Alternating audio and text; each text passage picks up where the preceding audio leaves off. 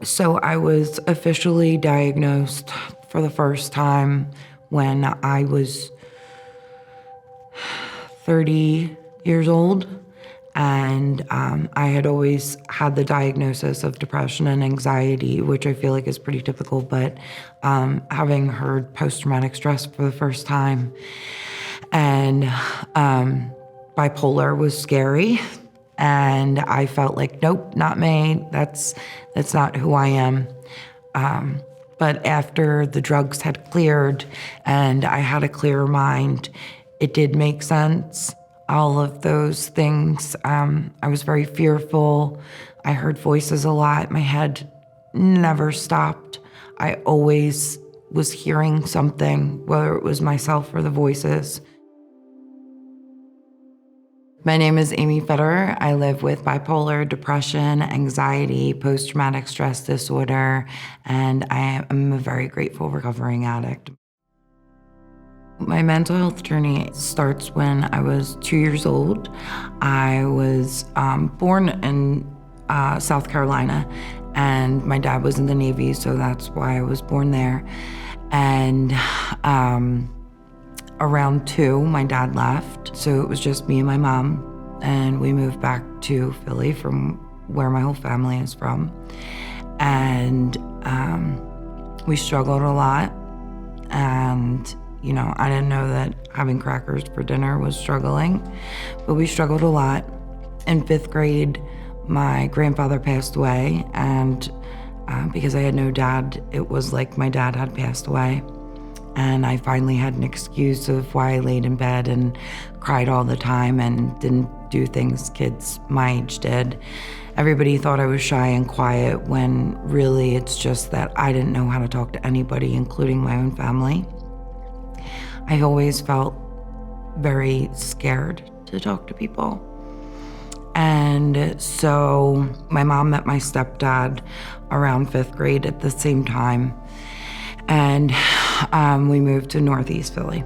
And then when we moved there, my brother was born, and I was so excited to not be an only child anymore. And again, it was a reason of why I didn't do things kids my age did, because I was always taking care of my brother because my mom and my stepdad were constantly working.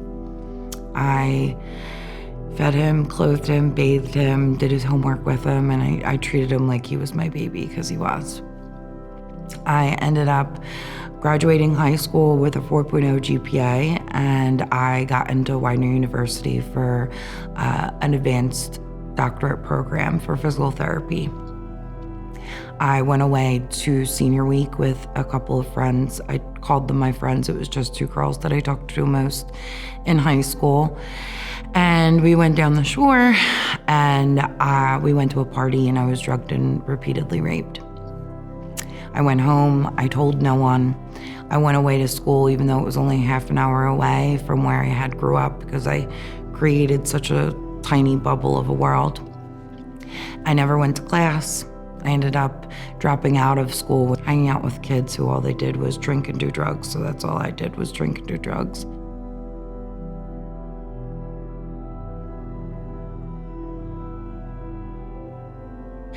I ended up having really great jobs. I worked in the corporate world at Verizon. I made great money and had a nice car and a beautiful home.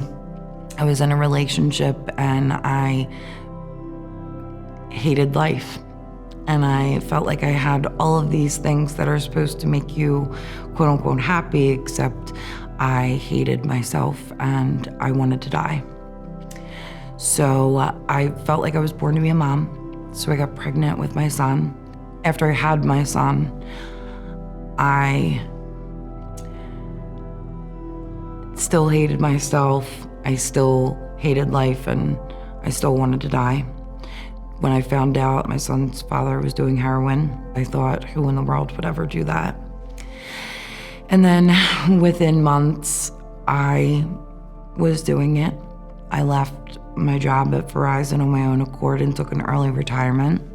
I lost my house and car within months. I was living on the streets and eating out of trash cans, not seeing my son or showering for weeks at a time. Doing everything I could to survive, except I don't know why, because I just wanted to die. I got arrested doing many things that I am not proud of. The last time I was arrested with my son. I was in a car with old tires, no gas, and I was telling my son's father to go on a high-speed chase because I knew I had multiple warrants for my arrest, even though my baby was in the back seat. I was yanked out of the car. Thank God my son's father pulled over, and I was yanked out of the car by the officer and threw in the back of the cop car, and that saved my life. My son was crying on the side of the road, and I had no emotion in me. I couldn't cry. I ended up going to jail, and I was offered drug court, which is very similar to mental health court, and I took it because I wasn't getting out of jail anytime soon.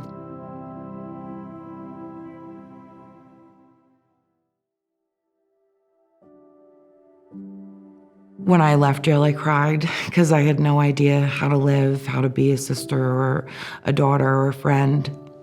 Definitely didn't know how to be a mom. I learned how to shower again when I was in prison. And so I went from one treatment center to another, except they kept saying that, long-term treatment was 30 days, but that wasn't enough for me. And so I went to different treatment centers, and I finally found a recovery house, and I was going to group therapy multiple times a week, individual therapy multiple times a week, meetings, and I was starting to actually really love life. I got a 1-bedroom apartment with my son, and I got a job at a deli that I couldn't stand, but it was money, and I was working 12-hour days, 6 days a week, and I was walking miles to pick up my son at his grandmother's and then walk back to our 1-bedroom apartment every day. And I got a call in the middle of the night from my mom. She was supposed to come pick me and my son up for the weekend, and she told me that my brother was murdered. And I started going back into that deep, dark depression that I had been in when I was in college, except this time I knew how to find support. This time I knew how to ask for help. This time I knew that life was worth living and I didn't want to die. So I went right to my therapist the very next day, and I talked it out and made sure that whatever I needed to talk about, I talked about, because I tended to keep things inside, and that's what was killing me. So I ended up getting a lot of support and love, and people were trusting me again, and I ended up finding the job at NAMI. My aunt told me about the job, and I was worried because of my background that I was going to stay at the deli forever. And I interviewed for the job. I was supposed to answer phones, and now I get to help people every single day. And I couldn't be more grateful. And participating in the crisis intervention training, we do it with the prisons and with the police. And my brother had just gotten his acceptance into the police training academy. He'd been trying to get in there for a long time, and he got his acceptance letter a week before he was taken from us. So I get to bring it full circle, and I get to help people and let them know that life is worth living and that we're just humans just like everybody else. I'm in a relationship with someone who knows my journey and knows everything about my story and loves me because of it and not in spite of it. My son lives with autism, and had I not been through what I had been through and been able to figure out how to advocate for myself, I wouldn't be able to advocate for him. Once I was actually formally diagnosed and I was on the right medication, between those two and then also therapy, it saved my life and made me realize that I could actually have all of those diagnoses and still be okay, and that I could live a perfectly great life with all of those things, and that they didn't define me. NAMI embraced every part of me, and I started answering phones, and I started realizing how much hope I was giving just by letting people know that they weren't alone and relating to them and them being able to relate to me. And then I started running a support group, and that made me feel really good to be able to help people and also participate at the same time. It was beneficial for me running the group just as much as it was to see the other people in the group and have them experience it the way that they did. And then I started doing the crisis intervention training with the prisons. Then I was asked to participate with the police as well.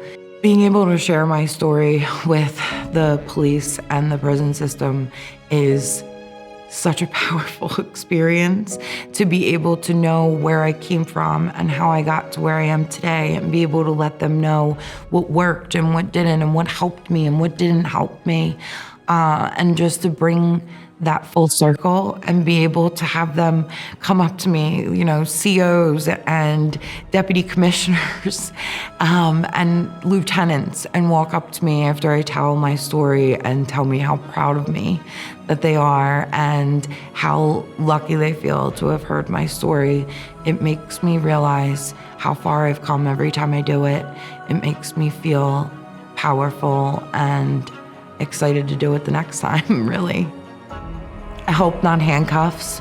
People need to realize that everybody is a human being and we all have our own experiences, and we should be able to get treatment and not be in prison. So NAMI is definitely an extension of my family. I feel like NAMI and everybody in it, I call them my NAMI family. We just grow together so much every time we talk. It is the best family I could ever ask for. Everybody knows each other. Everybody knows everything about each other. There's no judgment. It's all love. And it's great to just see people that have different diagnoses and different life experiences and different backgrounds and cultures, and yet we all come in one room and we're able to relate to each other and love each other just the same.